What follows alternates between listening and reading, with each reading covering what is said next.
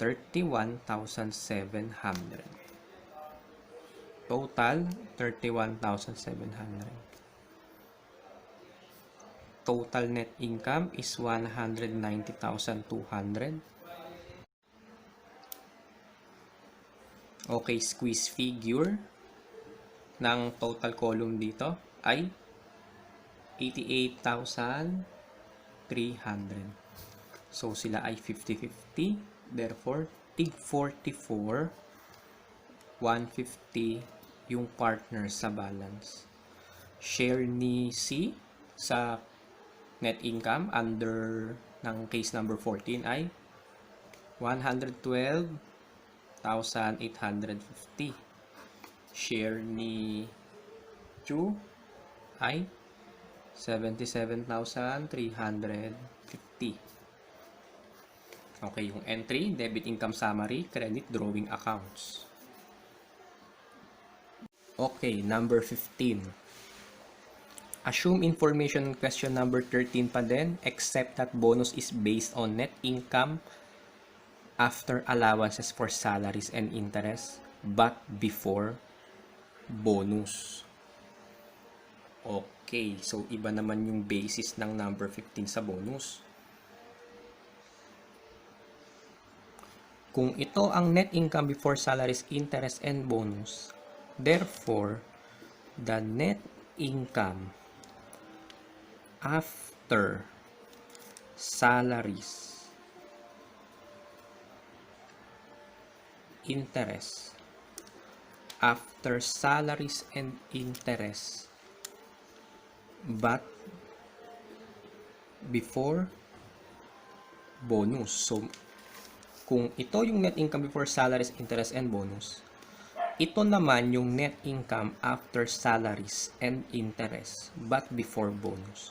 So, 190,200 after salaries and interest. So, remember, pag after salaries and interest, meaning after deduction of salaries and interest. Therefore, itong 190,200, babawasan natin ng salaries. Yes, salaries. At ano pa? Ano pa yung ibabawas natin? Interest. Yan.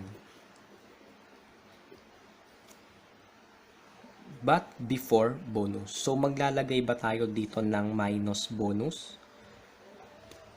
Maglalagay ba tayo dito ng ganyan? Hindi na, kasi before bonus. Kapag naging after bonus yan, saka tayo maglalagay ng less bonus. So, ang basis ng bonus natin is ito, 190,200 minus amount ng total salaries minus amount ng total interest.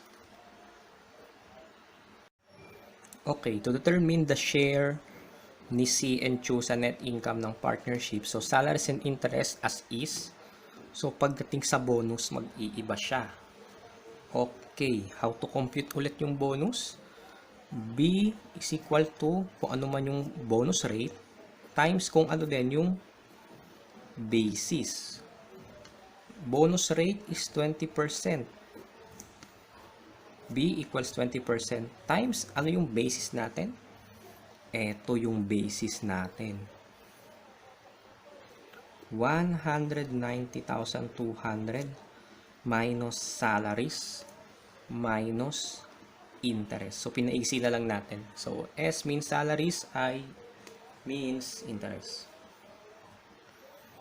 B is equal to 20% times 190,200 minus total salaries is 60. Total interest ay 10,200. B is equal to 20%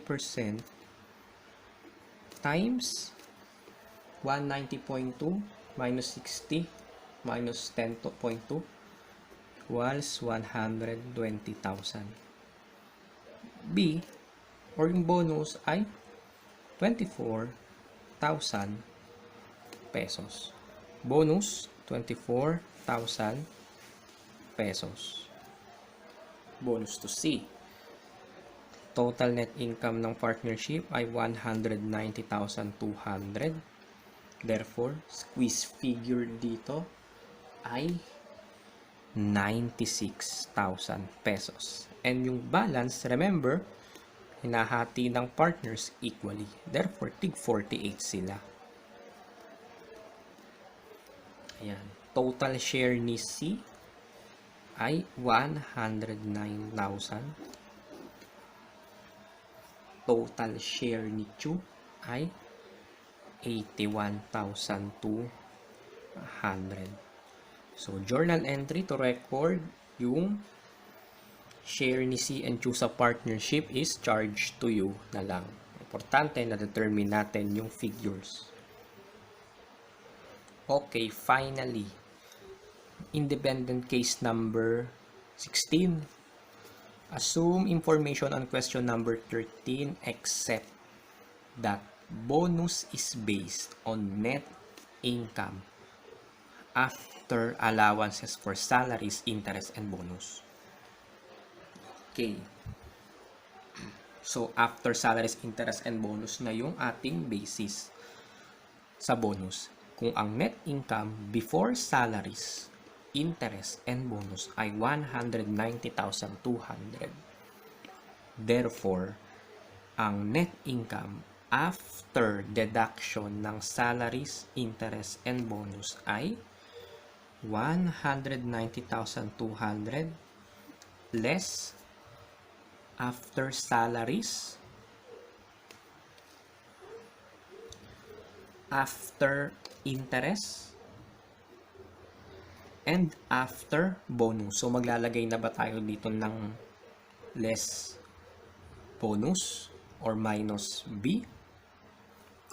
Yes, maglalagay na. Kasi, after bonus ang basis. And pag after bonus, meaning after deduction ng bonus, kaya tinanggal natin yung bonus sa 190,200. Okay, compute na natin yung bonus. B is equal to yung rate times basis. Okay, remember, kapag nagko-compute ng bonus, simple multiplication lang, rate times basis. Ang nagiging common problem lang natin dito is yung basis. Kailangan mo nating ma-determine yung basis.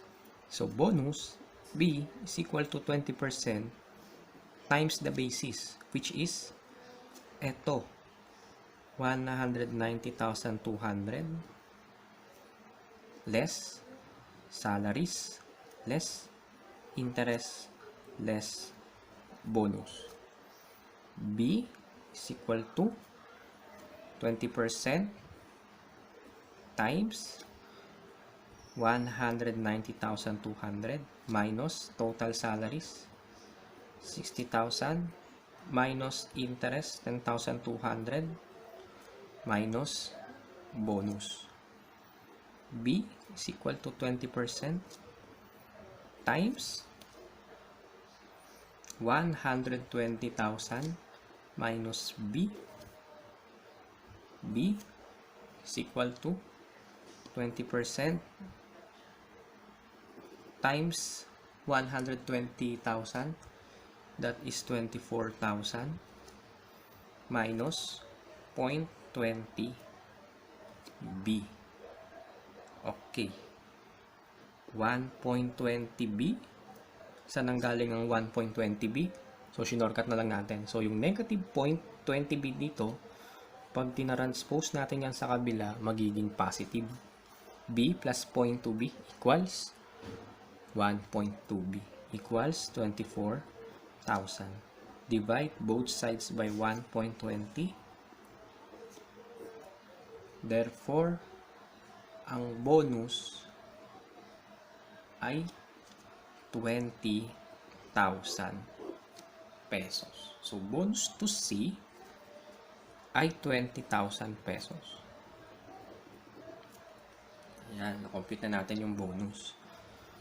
So, totals 190,200 plug figure dito ay 100,000 pesos. And 50-50 sila for the remaining profit.